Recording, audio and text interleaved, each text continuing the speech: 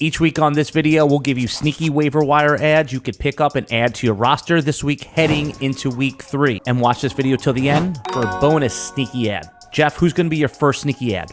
The Minnesota Vikings backup running back Ty Chandler. I see Alexander Mattison as someone that is a little wanting. I mean, I think when we're looking at him at draft season, he's the prototypical, well, no, who else do they have? No one else is going to get the work. Alexander Mattison looked terrible on Thursday night. Lost a fumble. I thought he wasn't very dynamic in the pass game.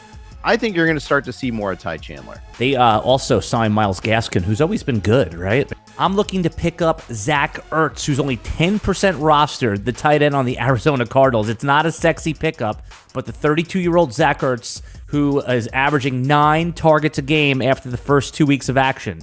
He's tight end 8 on the year. That's a locked-in starter at the tight end position. Ertz is coming off a late-season ACL injury, plus Trey McBride emerged at the end of last year. Even if you buy that Arizona is tanking, it makes sense that Ertz gets to showcase he's healthy for the Arizona Cardinals to trade him to a team that needs a reliable pass-catching tight end.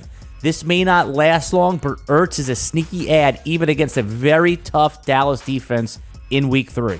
My number 2 guy is Tank Dell. It made me think, he's the Houston Texans' number 3. First of all, CJ Stroud pounded the table for him at the draft table. And then he was like targeted as much as anybody yesterday. Nico Collins went off, and Nico Collins is clearly the number 1 in Houston.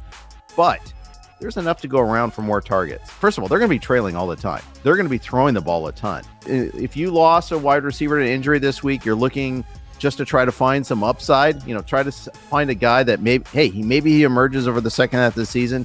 I like him a lot from this rookie class. Sneakily, good rookie class of wide receivers this year. Jayden Reed, the wide receiver on the Packers. Reed has only played about half the snaps, but did run routes while he was on the field. Reed produced, and he scored 2 touchdowns. When Christian Watson, the starter, comes back, it might be Jayden Reed, who's the wide receiver 2 on this team. I know Romeo Doubs is still there, but the rookie, who has higher draft pedigree than Doubs, he was taken in the second round, looks the part. When we see a rookie wide receiver, Jeff, pop this early in the season, that is a great sign for things to come. Jayden Reed should be picked up, and you could sneak him on your roster heading into Week 3. I really like that they find creative ways to get him the ball. I mean, that first touchdown, the kind of the jet sweep sort of action there.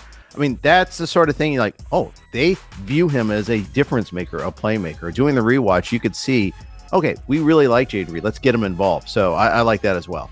Who's your next sneaky ad? Not as sneaky. Saquon Barkley left the comeback game very late with an ankle injury. They thought for a second it could be very serious. They were really worried about that. And remember, Saquon Barkley has a history with ankle injuries. Matt Brieda is my sneaky ad. They play Thursday night. They play the Niners. It's not great, but your guy, Kyron Williams, ran very well against them last week. So it can be done. I don't know if it can be done by Matt Brieda, but it might be a multi-week injury for Saquon Barkley. So why not take a chance? Add him to your roster as a guy that might get some volume.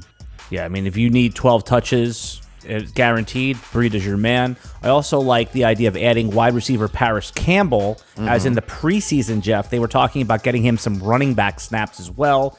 After a couple bad weeks from fantasy football, Parris Campbell is most likely on your waiver wire. You could pick him up for a $0 bid, and if they make an announcement that he's going to get running back touches, you might have something there in a wide receiver 3 or flex spot.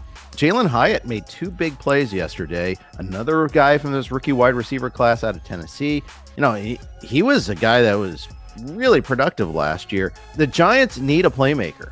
The Giants need someone that can go deep a little bit. I know they've got like Slayton still there. They've got Hodgins. Hodgins scored.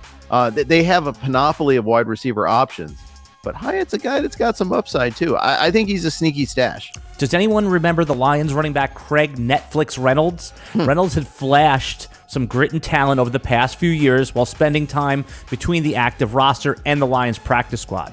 Netflix is set up to take on the bruiser back role after starter David Montgomery was knocked out of this game. DeMont looks like he's going to miss a few weeks, opening up an opportunity for Reynolds to be part of the 2-back system the Lions are deploying. The Lions are unlikely to give co-starter Jahmyr Gibbs every single touch. That leaves plenty of opportunity for Reynolds. He didn't do much this past week, so it should be easy to sneak him onto your roster heading into Week 3. Yeah, they had Reynolds in a lot in the fourth quarter. Even like when they were trying to catch up in the passing game, they still had him in. did struggle in pass protection. That might be an issue.